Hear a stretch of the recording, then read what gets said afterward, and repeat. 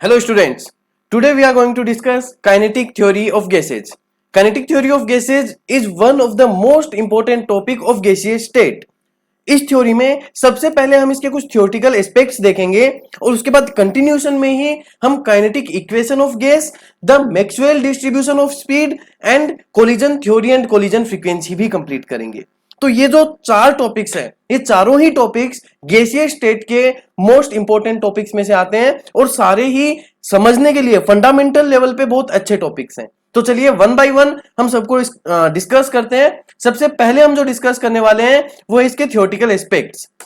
तो इस kinetic theory of gases के बारे में हम बोल सकते हैं कि जितने भी हमने गैस लॉज पढ़े थे अभी, Boyle's law, Charles law, Avogadro's law, वो सारे लॉज जो हैं उन सबको एक थ्योरेटिकल एक्सप्लेनेशन देने के लिए कुछ एजम्पशंस माने गए हैं, कुछ एजम्पशंस प्रपोज किए गए हैं और उन्हीं को हमने क्या नाम दिया है, काइनेटिक थ्योरी ऑफ गैसेस नाम दिया है। In order to give a theoretical explanation of all gas laws, kinetic theory of gas is a proposal which is based on certain assumptions. ये assumptions आपको याद रखने हैं, वन बाय वन हम देखेंगे कौन कौन से assumptions हैं। So the first assumption is all the gases consist of very small particles or molecules or atoms. It may be particles, it may be molecules, it may be atoms. So all the gases consist of very small particles whose volume is negligible as compared to volume of container.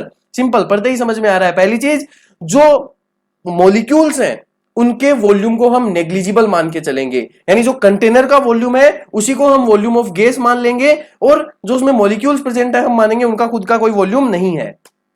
Second assumptions, intermolecular forces between molecules are considered to absent. जो intermolecular forces होते हैं वो हम मान के चलेंगे absent है, यहां पे कोई मॉलिक्यूलर फोर्स प्रेजेंट नहीं है उनके बीच में। ना तो दो मॉलिक्यूल एक दूसरे को अपनी तरफ खींच रहे हैं और ना ही वो धक्का मार रहे हैं, ना वहां कोई अट्रैक्शन फोर्स है ना उनके बीच में कोई रिपल्सन फोर्स है। The third one is the gaseous molecules are under a continuous state of motion which is unaffected by gravity. सिर्फ एक दूसरे पे ही नहीं, ग्रेविटी का भी कोई इफेक्ट नहीं है उनपे, ग्रेविटी भी कोई फोर्स नहीं लगा, ग्रेविटेशनल फोर्स भी उनपे नहीं लग रहा है। तो गैसियस मॉलिक्यूल्स जो कंटिन्यूअसली मूव करते रहेंगे, रुकेंगे नहीं और उनपे ग्रेविटी का कोई इफेक्ट नहीं होगा। यहां पे एक मोशन होती है, रैंडम स्ट्रेट लाइन मोशन किसी भी पार्टिकल की अगर हो रही है और किसी एक्सटर्नल फील्ड से अगर वो अनअफेक्टेड है तो उस टाइप की मोशन को हम ब्राउनियन मोशन बोलते हैं। ये आगे फर्दर हमारे काम भी आएगी, तब हम पढ़ेंगे इसको। अभी बस ये याद रख लो, Brownian motion is the motion which is Brownian motion is a straight line motion which is unaffected by external field. तीन एजम्पशंस याद हो गए। पहला, मॉलिक्यूल्स का खुद का वॉल्यूम नेग्लिजिबल होता है, मॉलिक्यूल्स एक दूसरे पे कोई फोर्स नहीं लगाते हैं, सारे मॉलिक्यूल्स कंटिन्यूअसली मूव करते हैं और उन पे ग्रेविटी का भी कोई असर नहीं होता है। Next one is the fourth statement, the fourth assumption is due to continuous motion collisions between gaseous molecules and the wall of container occur and these collisions are responsible for pressure exerted by gas. ये तो हम पढ़ भी चुके हैं पहले कि जो मॉलिक्यूल्स हैं उनमें आपस में भी कोलिजन्स होते हैं और वो मॉलिक्यूल्स कंटेनर की वॉल पे भी कोलिजन करते हैं और उसी की वजह से गैस जो है वो प्रेशर एक्सर्ट करती है। The next one is the molecules move with different speeds, however the speed of each molecule keep on changing as the collisions occur.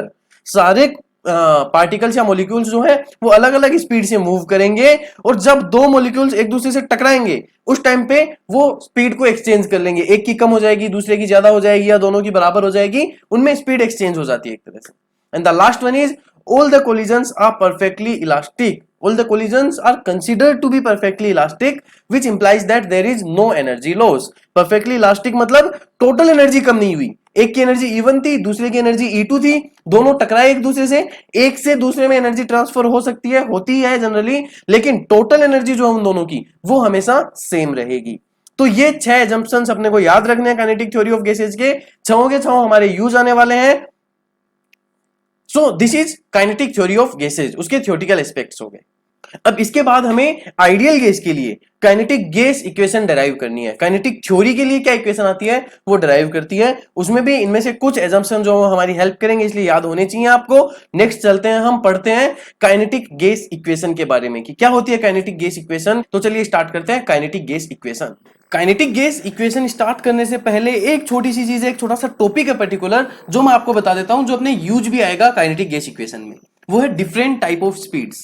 Different types of speed क्या होता है, कैसे हम देख पाते हैं? देखो, हमने जब थ्योरेटिकल एस्पेक्ट्स पढ़े हैं तब में हमने दो चीजें देखी थी। पहली चीज हमने देखी कि गैसियस मॉलिक्यूल्स जो है वो कंटिन्यूअसली मूव करते हैं स्ट्रेट लाइन में, उन पे ग्रेविटी का कोई इफेक्ट नहीं होता।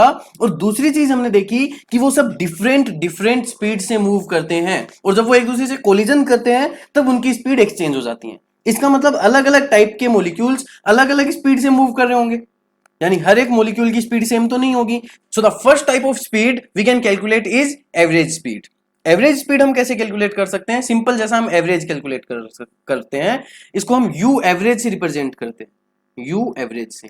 अब इसको कैसे करेंगे हम, वो जस्ट हम काइनेटिक गैस इक्वेशन की स्टार्टिंग में ही देखेंगे। अभी हमें बस ये पता करना है कि एक टाइप की स्पीड कौन सी हो सकती है, एवरेज स्पीड हो सकती है, और ये जितने भी मॉलिक्यूल्स की स्पीड है उन सबकी एवरेज होगी। दूसरे टाइप की स्पीड हम कैलकुलेट करते हैं रूट मीन स्क्वायर स्पीड, जिसको हम आरएमएस स्पीड भी बोलते हैं। It is RMS speed. ये दूसरे टाइप की स्पीड हम कैलकुलेट करेंगे यू आरएमएस। ये हमारे लिए बहुत इंपॉर्टेंट होने वाली है, क्योंकि मैक्सिमम जगह हम आरएमएस स्पीड ही यूज कर रहे होंगे। आरएमएस स्पीड बेसिकली होती क्या है, जो एवरेज स्पीड, जो स्पीड होती है अपने पास अलग अलग मॉलिक्यूल्स की, उन सब स्पीड्स की, सारी स्पीड्स की स्क्वायर करके, उन सब स्पीड का स्क्वायर करके अगर हम उनका मीन ले लें, मीन मीन्स एवरेज ही होता है, मीन्स और एवरेज एक ही बात है। तो जितनी भी स्पीड है उन सबको स्क्वायर करके उनका एवरेज लेके उसका स्क्वायर रूट अगर हम कैलकुलेट कर लें, तो this type of speed is known as RMS speed. सिर्फ इसी में नहीं, किसी भी फंक्शन के लिए अगर हम आरएमएस वैल्यू कैलकुलेट करते हैं तो वो यही होती है, पहले स्क्वायर करो, फिर मीन करो, फिर रूट कर लो। This is RMS. So RMS speed हम कैलकुलेट करेंगे, और मैक्सिमम जगह हम देखेंगे अभी जब डेरिवेशन कर रहे होंगे तो कि हम इसी स्पीड को यूज करने वाले हैं। And the third type of speed जो हम यूज करने वाले हैं, जो हम कैलकुलेट करने वाले हैं, वो होती है most probable speed. Most probable speed. Most probable speed क्या होती है? ये वो स्पीड है जो मैक्सिमम मॉलिक्यूल्स एक्वायर करते हैं, मोस्टली मॉलिक्यूल्स जिसको एक्वायर करते हैं, मतलब सबसे ज्यादा मॉलिक्यूल्स की जो स्पीड होगी उसी स्पीड को हम क्या बोलते हैं? मोस्ट प्रोबेबल स्पीड बोलते हैं, और इसको यूएमपीएस से रिप्रेजेंट करते हैं हम।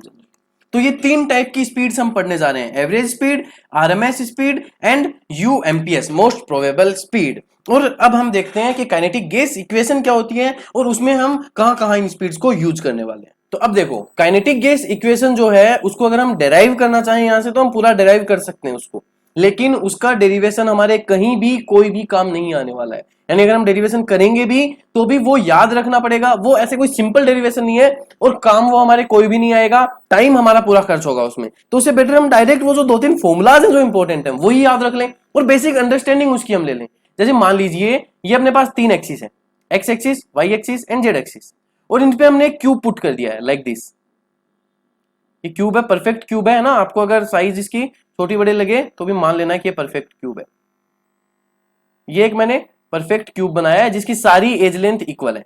इसकी एज लेंथ मैंने एल मान ली, और इसके अंदर जो मॉलिक्यूल्स भरे हुए हैं, गैसियस मॉलिक्यूल्स भरे हुए हैं, मैंने मान लिया इसमें एन मॉलिक्यूल्स प्रेजेंट है। गैस के कितने मॉलिक्यूल्स प्रेजेंट है इसमें? N molecules. ये पूरा का पूरा भरा हुआ है गैस से, और एन मॉलिक्यूल्स प्रेजेंट है। और हर मॉलिक्यूल का mass of each molecule, mass of each molecule, वो भी हमने कितना मान लिया? स्मॉल एम मान लिया, कि स्मॉल एम मास के एन मॉलिक्यूल्स इसके अंदर प्रेजेंट हैं। तो एक चीज तो हमें पता है जो अभी हमने काइनेटिक थ्योरी ऑफ गैसेज में दिखी थी, कि अलग अलग मॉलिक्यूल्स अलग अलग स्पीड से मूव कर रहे होंगे। लाइक मान लीजिए इन एन में, टोटल एन में कुछ मॉलिक्यूल्स, एन1 मॉलिक्यूल्स ऐसे होंगे जो u1 स्पीड से जा रहे होंगे, n2 मॉलिक्यूल्स ऐसे होंगे जो u2 स्पीड से जा रहे होंगे, n3 मॉलिक्यूल्स ऐसे होंगे जो u3 स्पीड से जा रहे होंगे, एंड सो ऑन। तो अगर हम उन सबकी एवरेज स्पीड कैलकुलेट करें, यू एवरेज की वैल्यू कैलकुलेट करें इस बीकर में पूरे गैसियस मॉडल के, गैसियस सैंपल के लिए, तो वो आ जाएगी अपने पास कितनी? n1u1 plus n2u2 plus n3u3 plus so on divided by total number of molecules N. ये अपने पास एवरेज स्पीड आ जाएगी पूरे गैसियस सैंपल में। और ऐसे ही अगर हम आरएमएस स्पीड कैलकुलेट करें, यू आरएमएस, आरएमएस होता है root mean square value of any function, U RMS मतलब root mean square value of velocity. तो ये स्पीड कैसे आ जाएगी रूट मीन स्क्वायर? पहले वेलोसिटी का स्क्वायर करो, उसको मीन लो और फिर रूट कर दो, यानी स्क्वायर रूट कर दूं मैं किसका? मीन का, और किसका मीन? वेलोसिटी के स्क्वायर का मीन। तो n1 u1 square plus n2 u2 square plus n3 u3 square plus so on divided by n। इसका जो हमने पूरा स्क्वायर रूट कर दिया, ये वैल्यू अपने पास आ जाएगी यू आरएमएस की। तो हमने दो चीजें कैलकुलेट कर ली, कैलकुलेट नहीं की, एक्चुअली समझ ली कि यू एवरेज क्या होती है और यू आरएमएस क्या होती है। फॉर्मुलाज हम ये यूज नहीं करेंगे, जब हम चीजें सोल्व करेंगे तब उसके लिए हमारे पास डिफरेंट फॉर्मुलाज हैं। अब यहां से हमने पूरा वेलोसिटी का वेक्टर फॉर्म निकाल के, उसकी हेल्प से मोमेंटम कैलकुलेट करके, उसकी हेल्प से प्रेशर फोर्स निकाल के, फोर्स की हेल्प से फिर प्रेशर फाइंड आउट करके, जब हम फाइनली हमने पूरा कैलकुलेशन किया तो लास्ट में हमारे पास एक फॉर्मूला आएगा जिसको आप डायरेक्ट याद रख सकते हो। प्रेशर इंटू वॉल्यूम, इस बीकर में जो गैस प्रेजेंट थी उसका प्रेशर इंटू उसका वॉल्यूम जो है वो हमारे पास बराबर आ जाएगा 1/3 into M into N into U R M S square के। ये आप डायरेक्ट याद रख सकते हैं फॉर्मूला, डेरिवेशन कोई काम नहीं आएगा इसका आपके कहीं भी, सीधा याद रखो PV equals to 1/3 M N U R M S square, जहां पे हमें सारी टर्म्स पता है। This M is mass of one molecule, n is number of molecule, u RMS is root mean square velocity, p is pressure and v is velocity. Now kinetic energy of gas अगर हम find out करें यहां से, kinetic energy of all molecule, total kinetic energy, यहां से मैं बोल रहा हूं काइनेटिक एनर्जी टोटल अगर मैं फाइंड आउट करूं तो ये कितनी हो जाएगी अपने पास। देखो काइनेटिक एनर्जी क्या होती है, हाफ एम वी स्क्वायर, लेकिन हाफ एम तक तो ठीक है, मास तो हमने ले लिया। अब v स्क्वायर वेलोसिटी किसकी, सारे मोलिक्यूल्स की वेलोसिटी, क्योंकि टोटल काइनेटिक एनर्जी कैलकुलेट कर रहा हूं ना, तो टोटल वेलोसिटी कितनी आ जाएगी, n1 मोलिक्यूल्स हैं वो तो u1 स्पीड से जा रहे हैं तो n1 u1 स्क्वायर, क्योंकि हमें हाफ एम वी स्क्वायर लेना है, वी स्क्वायर लेना है ना, तो n V square plus n2 molecules u2 speed से जा रहे हैं तो u2 square plus n3 molecules u3 से जा रहे हैं तो u3 square plus so on. ये अपने पास टोटल काइनेटिक एनर्जी आ गई गैसियस सैंपल की। तो यहां से क्या मैं इसको ये लिख सकता हूं, it will be half m into इसको U R M S square into N लिख सकते हैं ना हम, क्योंकि यू आर एम एस आ रही थी square root of this by N, तो इसको हम क्या लिख सकते हैं, इसको हम लिख सकते हैं यू आर एम एस का स्क्वायर इंटू एन। ठीक है जी, ये चीज हमें समझ में आ गई। ये अपने पास काइनेटिक एनर्जी टोटल आ गई, टोटल मतलब एन मोलिक्यूल्स की, ये जो एन मोलिक्यूल्स है इनकी काइनेटिक एनर्जी आ गई। तो एक मोलिक्यूल की काइनेटिक एनर्जी कितनी हो जाएगी, डिवाइड कर दो एन से, यानी काइनेटिक एनर्जी एवरेज अगर मैं बात करूं, एवरेज का मतलब क्या हो गया पर मोलिक्यूल, वो कितनी आ गई अपने पास, half m U R M S square आ गई। ठीक है जी, ये एक फॉर्मूला हमारे पास काइनेटिक एनर्जी का, जो हमें पता है चीजें उसी से हमने कैलकुलेट कर लिया। अब यहां से यू आर एम एस की वैल्यू या M into U R M S के स्क्वायर की वैल्यू यहां पुट कर दो, तो ये अपने पास क्या आ जाएगा, प्रेशर इंटू वॉल्यूम, ये बराबर आ जाएगा 2/3 into N number of molecules हैं into kinetic energy average. Average किसकी है, पर मॉलिक्यूल की है, हर एक मॉलिक्यूल की काइनेटिक एनर्जी है। ये अपने पास प्रेशर इनटू वॉल्यूम का फॉर्म आ गया, और इसी को हम एक तरह से काइनेटिक गैस इक्वेशन का एक फॉर्म बोल सकते हैं। इसी की हेल्प से हम बाकी सारी चीजें कैलकुलेट कर सकते हैं। अच्छा, यहां से अब देखो हमारा मेन इंटरेस्ट क्या होगा, हमें तीन चीजें चाहिए, यू आर एम एस की वैल्यू चाहिए, उसके लिए हमें क्वेश्चंस पूछे जा सकते हैं, हमें यू एवरेज जो हमने देखा था उसकी वैल्यू चाहिए, और हमें इस काइनेटिक एनर्जी की वैल्यू चाहिए। इन तीनों पे हमें मोस्टली क्वेश्चंस पूछे जाते हैं। तो इसके लिए मैं क्या करूं, सबसे पहले हम यहां से यू आर एम एस निकालने की कोशिश करते हैं। पीवी इक्वल टू हमें पता चल गया कि पीवी इक्वल टू क्या आ गया, 1/3 M into N into U R M S square आ गया था। ये अभी देखा था हमने जस्ट काइनेटिक एनर्जी से पहले वाले से ना। पीवी को हम एनआरटी लिख सकते हैं आइडियल केस के लिए, तो एनआरटी आ जाएगा 1/3 M into N into U R M S square. ठीक है जी, ये चीज समझ में आई। अब नंबर ऑफ मोल को मैं क्या लिख सकता हूं, number of mole can be written as number of molecules divided by Avogadro's number, ये बोला है हमने, और नंबर ऑफ मोलिक्यूल से नंबर ऑफ मोलिक्यूल कैंसिल हो जाएगा। तो यहां से U R M S square बराबर क्या आ जाएगा, direct U R M S बराबर लिखना चाहूं तो मैं क्या आ जाएगा, 3 इधर आएगा, ये हो जाएगा 3RT divided by M into N A, mass into N A, mass into Na को हम हमेशा मोलिकुलर मास या मोलर मास भी लिख सकते हैं। So it can be written as 3RT divided by Mw, where Mw is molar mass of that gas, जो भी गैस हम यूज ले रहे हैं, जिस भी गैस के लिए हम कैलकुलेट कर रहे हैं चीजें, उसकी मोलिकुलर मास हो गया। ये फॉर्मूला आपको डायरेक्टली याद रखना है यूआरएमएस का, अपने हर जगह काम आने वाला है। सारे क्वेश्चंस हम इससे सोल्व करेंगे 3RT डिवाइडेड बाई M से। गॉट इट, समझ गए इतनी चीजें। ओके, इसको अब हम एक फॉर्म में और भी लिख सकते हैं। यहां से हम एक चीज और यूज करते थे, PM equal to DRT, PM equal to DRT use करते थे ना। तो अगर इस RT की जगह मैं PM बाई D पुट कर दूंगा, इस RT की जगह अगर हम PM बाई D लिख दें तो हमारे पास एक फॉर्मूला और आ जाएगा इसका, that is 3P into D, 3P divided by D। ये भी यूआरएमएस का एक फॉर्मूला होता है। अगर प्रेशर और डेंसिटी की फॉर्म में आपको कभी कुछ गिवन हो तो उसे आप इससे यूज करके डायरेक्टली और इजीली कैलकुलेट कर सकते हैं चीजें। ठीक है जी, इतना याद रहेगा आपको। यूआरएमएस का फॉर्मूला आपको याद हो गया। अब दूसरा फॉर्मूला हमें जो कैलकुलेट करना है वो है काइनेटिक एनर्जी का average, kinetic energy average for each molecules. ये कितनी हो जाएगी अपने पास, जब हमने काइनेटिक एनर्जी कैलकुलेट की थी टोटल, वो हमारे पास कितनी आई थी, 1/2 इंटू एम इंटू यूआरएमएस स्क्वायर। यही वैल्यू आई थी ना जब हमने हाफ एमवी स्क्वायर करके कैलकुलेट की थी। यहां से यूआरएमएस की वैल्यू मुझे पता चल गई 3RT/m होती है। तो अगर मैं ये यहां पुट कर दूं तो यही फॉर्मूला मेरे पास आ जाएगा, kinetic energy average equals to आ जाएगा अपने पास 3/2 into R divided by NA into T. ये काइनेटिक एनर्जी एवरेज का अपने पास फॉर्मूला आ गया टेम्परेचर की फॉर्म में, डायरेक्ट टेम्परेचर की फॉर्म में। अब R/NA जो है, ये याद रखना इंपॉर्टेंट चीज है, R/NA can be written as K। इस K को हम बोलते हैं Boltzmann constant. It is Boltzmann constant. Physics में पढ़ोगे आप डिटेल में, बहुत जगह यूज आएगा आपके बोल्ट्जमैन कांस्टेंट। अभी याद रख लो R/NA can be written as K। जो ये जो फॉर्मूला है ये एक और फॉर्म में लिखा जा सकता है, यहां से काइनेटिक एनर्जी एवरेज। ये याद रखना, ये एवरेज कौन सी है, पर मॉलिक्यूल के लिए कैलकुलेट कर रहे हैं हम, ये हर एक मॉलिक्यूल के लिए। Kinetic energy of one molecule कितनी आ गई अपने पास, 3/2 इंटू KT आ गई। अच्छा, अगर मैं पर मोल के लिए कैलकुलेट करना चाहूं तो, अगर इसके लिए इतनी है तो पर मोल के लिए क्या होगा, इसको मल्टीप्लाई कर दूं Na से, और K इंटू Na को क्या लिख सकते हैं, R लिख सकते हैं। तो काइनेटिक एनर्जी एवरेज अगर हमें पर मोल के लिए कैलकुलेट करनी है तो वो कितनी आ जाएगी, 3/2 RT आ जाएगी। ये दोनों चीजें बस आप याद रखिएगा। 3/2 KT जो होती है वो पर मोलिक्यूल होती है, एंड 3/2 RT जो होती है वो पर मोल होती है। काइनेटिक एनर्जी की यूनिट से अपने को पता चल जाएगा। तो ये इतनी चीजें जो हमें याद रखनी है, तीन फॉर्मुला बेसिकली याद, हमें सिर्फ ये फॉर्मुला रखने हैं। यूआरएमएस का फॉर्मुला होता है 3RT बाई मोलिकुलर वेट का square root. Kinetic energy average का फॉर्मुला होता है 3/2 KT for one molecule and 3/2 RT for one mole. अब एक बार जल्दी से मैं स्पीड के बारे में आपको बता दूं तो किसी भी गैसीय सिंपल में अपने को तीन टाइप की स्पीड मिलती है। एक URMS जो होती है रूट मीन स्क्वायर स्पीड, एक U एवरेज जो होती है पर मॉलिक्यूल की एवरेज स्पीड, और एक होती है UMPS, this is most probable speed, this is root mean square speed. जो भी स्पीड है अपने पास उसका अगर हम रूट मीन स्क्वायर निकाल लें तो इसको आरएमएस स्पीड बोलते हैं। यू एवरेज जो होती है वो होती है अपने पास average speed of molecules, average speed की सारे मॉलिक्यूल्स के स्पीड का एवरेज अगर अपन निकाल लें तो ये आ जाएगी अपने पास। एंड UMPS जो होती है वो होती है most probable speed. Most probable speed यानी ये वो स्पीड है जो मोस्टली पार्टिकल्स एक्वायर करेंगे, सबसे ज्यादा पार्टिकल्स ने जिस स्पीड को एक्वायर कर रखा होगा that is most probable speed. ठीक है जी, इनके फॉर्मुलाज आपको याद रखने हैं सबके। URMS का फॉर्मूला हम पढ़ चुके हैं, अभी अभी हमने डेराइव किया था पूरा। इट इज 3RT/m और it can be written as square root of 3P/d, pressure और डेंसिटी की फॉर्म में भी हमें पता है।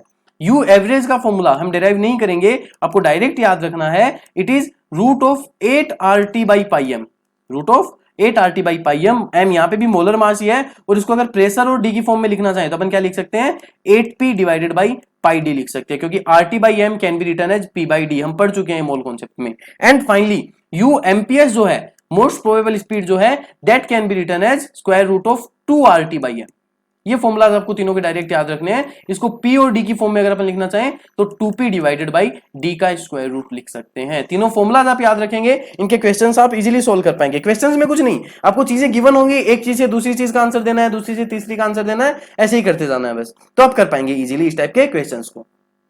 एक क्वेश्चन देखते हैं हम इस पे कि हम सोल्व कर पाते हैं या नहीं कर पाते। क्वेश्चंस बहुत इजी मिलेंगे आपको। अगर जेईई और नीट की हम बात करें तो उस लेवल में बहुत ज्यादा टफ क्वेश्चन आपको यहां से नहीं मिलने वाले हैं, आप इजीली कैलकुलेट करके सोल्व कर पाए ऐसे ही क्वेश्चन मिलते हैं। जैसे एक क्वेश्चन मैं यहां से आपको करा रहा हूं, उस क्वेश्चन की हेल्प से आपको एक डेरिवेशन भी सीखने को मिलेगी। आपको गिवन है right the expression of kinetic energy, right the important question है ये। कई लोगों को डाउट रहता है कि सर एवरेज और यू इसमें कैसे डिफरेंट करेंगे हम, कि हमने जो काइनेटिक एनर्जी निकाली है वो तो URMS की फॉर्म में आई है अपने पास, तो U एवरेज की फॉर्म में हम कैसे काइनेटिक एनर्जी कैलकुलेट करें। तो right the expression of average kinetic energy, right the expression of average kinetic energy in terms of average speed, in terms of average speed. अभी तक हम जो एवरेज काइनेटिक एनर्जी लिख रहे थे वो हम लिख रहे थे आरएमएस स्पीड की टर्म्स में, है ना, याद है ना। अगर इसका सॉल्यूशन हम देखें तो सबसे पहले अभी तक हम जो काइनेटिक एनर्जी एवरेज कैलकुलेट कर रहे थे वो हम लिख रहे थे 1/3 इंटू m इंटू URMS²। लेकिन अब हमें ये U एवरेज की टर्म में चाहिए, तो U एवरेज की टर्म में हम कैसे कैलकुलेट कर सकते हैं। तो मुझे पता है U एवरेज जो होती है उसको मैं U बार से लिख रहा हूं यहाँ पे। U एवरेज होती है स्क्वायर रूट ऑफ 8RT/πm होती है ना। तो यहां से RT को मैं क्या लिख सकता हूं, U average square into pi into m divided by it is 8 U square into pi into m divided by 8। अब हमें पता है काइनेटिक एनर्जी एवरेज जो इस फॉर्म में हमने कैलकुलेट की थी आगे, ये अपने पास आई थी पर मोल की बात कर रहा हूं मैं, तो पर मोल ये आ गई थी 3/2 RT। तो आरटी की जगह मैं क्या पुट कर सकता हूं, अब ये पुट कर सकता हूं। तो काइनेटिक एनर्जी एवरेज कितनी आ जाएगी अपने पास, ये आ जाएगी 3/2 इंटू यू एवरेज का square into pi into M divided by 8। तो it will be 3/16 pi M, 3/16 pi M into U average का स्क्वायर। ये काइनेटिक एनर्जी एवरेज आ गई मेरे पास एवरेज स्पीड की फॉर्म में। ये आप याद रख लेना, एक्सप्रेशन याद रखना चाहो तो आप इजीली डेराइव भी कर सकते हो अगर कभी आपको जरूरत पड़े तो। एक और क्वेश्चन सोल्व करके देखते हैं हम, जिसमें हमें गिवन है find the RMS speed of O2 molecules at 27 degree Celsius.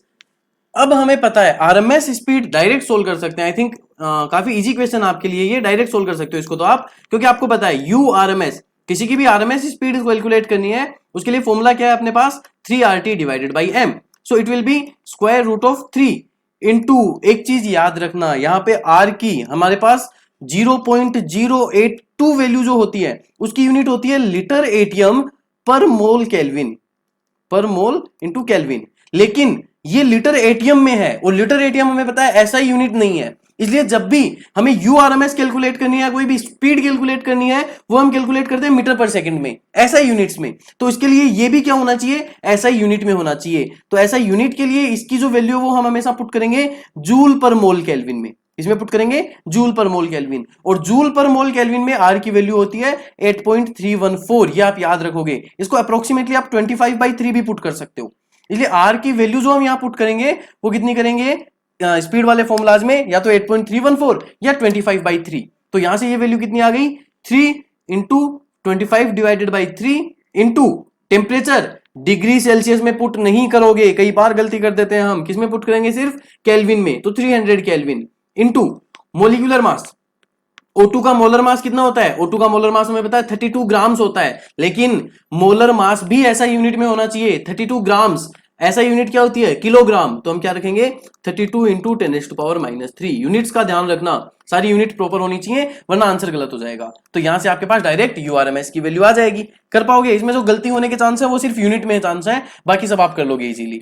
तो कैलकुलेट करके यहां से आप फाइंड आउट कर पाओगे। चलिए एक और क्वेश्चन करके देखते हैं, इस बार थोड़ा ट्रिकी क्वेश्चन करते हैं हम, थोड़ा सा ट्रिकी, बेसिक इजी लेकिन थोड़ा tricky. So the question is, two flasks A and B of same capacity are containing helium gas and SO2 gas respectively at same temperature. Then at what temperature RMS speed of gas B will be half of most probable speed of gas A at 27 degree Celsius. So चलिए solve करते हैं इस question को। Gases में मैंने तुम्हें बताया था जब भी क्वेश्चन कर रहे हो, क्वेश्चन का जो गिवन है उसको साथ साथ लिखते जाओ, सॉल्यूशन अपने आप होता जाएगा। Two flasks A and B of same capacity, volume same है A और B का, यानी ए और बी में जो गैसेज होंगी उनमें नंबर ऑफ मोल भी सेम होंगे, पहली चीज। ठीक है जी, उसमें है क्या क्या, ए में हीलियम प्रेजेंट है, बी में SO2 प्रेजेंट है, दोनों गैस हैं, दोनों के नंबर ऑफ मोल सेम होंगे, टेम्परेचर भी सेम है दोनों का। ठीक है जी, अब उसने पूछा है at what temperature RMS speed of gas B, U RMS of gas B will be half हो जाएगी किसकी, most probable speed of gas A, most probable speed of gas A at 27 degree Celsius. लेकिन ये याद रखना है जो 27 degree Celsius है ये आरएमएस के लिए नहीं गिवन है, ये सिर्फ यूएमपीएस कि 27 डिग्री सेल्सियस पे ए की जो मोस्ट प्रोबेबल स्पीड होगी उसकी आधी करनी है मुझे आरएमएस स्पीड ऑफ बी। तो बताओ बी का टेम्परेचर कितना करना पड़ेगा मुझे।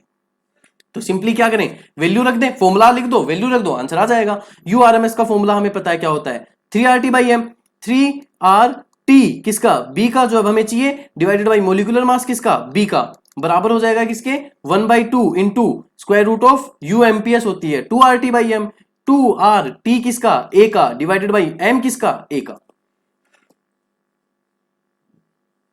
वैल्यू रख दो, आंसर आ जाएंगे। पहले दोनों तरफ स्क्वायर कर दो, स्क्वायर करोगे तो ये अपने पास आ जाएगा 3RTB divided by MB would be equals to 1/4 into 2RTA divided by MA। दोनों तरफ स्क्वायर कर दिया मैंने, स्क्वायर करते ही क्या होगा, ये कैंसिल आउट होनी स्टार्ट हो जाएंगी चीजें। ये हो गया 2R से R कैंसिल आउट, ये क्या बच जाएगा अपने पास 3TB divided by MB would be equals to TA divided by 2MA। सारी वैल्यूज पुट कर दो, आंसर आ जाएगा। टीबी की वैल्यू मुझे कैलकुलेट करनी है, एमबी की वैल्यू SO2 है, मतलब कितनी हो गई 64 इंटू 10⁻³ उसमें किलोग्राम में पुट कर देते हैं। नहीं करोगे तो भी कोई दिक्कत नहीं है यहाँ पे, पर तुम वही याद रखो कि किलोग्राम में ही पुट करनी है अपने को, कुछ भी हो जाए। टीए हमें गिवन है 300 केल्विन, याद रखना डिग्री सेल्सियस में नहीं पुट करना है, केल्विन में होना चाहिए। Divided by 2 molecular mass of A कितना हो गया 4 इंटू 10⁻³ कितनी आ गई ये वैल्यू। इसको अगर इधर उधर करेंगे हम तो ये कितना हो जाएगा TB would be equals to 300 into 64 divided by 2 into 4 into 3 10⁻³ से 10⁻³ कैंसिल हो गया, ये बच जाएगा 100, ये हो जाएगा 16, ये हो गया 8। तो टीबी की वैल्यू कितनी आ गई 800 केल्विन। 800 केल्विन पे बी की जो आरएमएस होगी वो ए की 27 डिग्री वाली मोस्ट प्रोबेबल स्पीड के आधी हो जाएगी। ये हमने कैलकुलेट कर लिया इजीली। तो आई थिंक ऐसे क्वेश्चन आप कर सकते हो, बस आपको फॉर्मूलाज लिखने हैं, चीजों को इधर उधर करनी है और सारी चीजें कैलकुलेट कर लेनी है, कर पाओगे आराम से। अब इसमें अगर आपको कोई क्वेश्चन ऐसा मिले जिसमें उसने बोला कि किसी टेम्परेचर पे you RMS of a fix gas, जैसे मान लो उसने बोल दिया हीलियम की यू आरएमएस किसी फिक्स टेम्परेचर पे 10 मीटर पर सेकंड है ना, ये उसने आपको दे दिया एग्जांपल फॉर एग्जांपल मान लीजिए एक बार 10 मीटर पर सेकंड है, तो बताओ इस टेम्परेचर पे इसकी यू एवरेज कितनी हो जाएगी। तो आई थिंक ये इस टाइप के क्वेश्चन आप कर सकते हो इजीली। क्यों? क्योंकि यू आरएमएस की वैल्यू आपको पता है कितनी होती है, स्क्वायर रूट ऑफ 3RT/m पता है ना, और 3RT/m पता है, तो यहां से क्या होगा m हीलियम है तो इसकी वैल्यू 4 हो गई, r की वैल्यू पता है, टेम्परेचर की वैल्यू निकाल लोगे। इस टेम्परेचर पे यू एवरेज पूछी है हीलियम की ही, तो यू एवरेज का फॉर्मूला क्या हो गया अपने पास 8RT divided by πm। Temperature आपने यहां से कैलकुलेट कर ही लिया, m हीलियम का पता ही है, यहां रख के यू एवरेज निकालोगे। तो ऐसे इंटर कन्वर्जन वाले जो है you MPS, you average, you RMS, ये वाली चीजें भी आई थिंक अब आप इजीली सोल्व कर सकते हो। अब एक इंपॉर्टेंट चीज जो हमने अभी तक डिस्कस नहीं की वो भी याद रखना साथ में, अगर इन तीनों स्पीड में हम रिलेशन देखें यू आरएमएस, यू एवरेज और यू एमपीएस, तो इन तीनों में मैं बता सकता हूं आरएमएस होती है 3RT/m, यू एवरेज होती है 8RT/m और यू एमपीएस होती है 2RT/m। तो यहां से हम देखें तो RT/m, RT/m, RT/m तो तीनों में कॉमन है। RT/m मल्टीप्लाइड है स्क्वायर रूट ऑफ 3 से स्क्वायर रूट ऑफ 8/π से, इसको हम लिख सकते हैं 8/π जो है वो आ जाएगा अपने पास 8 डिवाइडेड बाई 3.14, तो ये वैल्यू 2 से 3 के बीच में आएगी। 8/π की वैल्यू आएगी वो 2 से ज्यादा होगी लेकिन 3 से कम होगी। तो यानी जो एवरेज स्पीड है वो एमपीएस से तो ज्यादा होगी लेकिन आरएमएस से कम होगी। तो सबसे ज्यादा स्पीड कौन सी होगी आरएमएस, उससे कम एवरेज और सबसे कम एमपीएस। सेम टेम्परेचर पे अगर तीनों स्पीड को हम कंपेयर करें तो मैग्नीट्यूड ऑफ आरएमएस स्पीड सबसे ज्यादा होगा, मैग्नीट्यूड ऑफ एवरेज उससे कम होगा, magnitude of most probable speed सबसे कम होगा। इतनी चीजें आपको याद रखनी है, सारे इंटर कन्वर्जन के क्वेश्चंस आप सोल्व कर पाएंगे इजीली। कहीं भी दिक्कत आ रही है मेरे को बताइएगा कमेंट बॉक्स में, हम सोल्व करते हैं उन चीजों को भी। Thank you.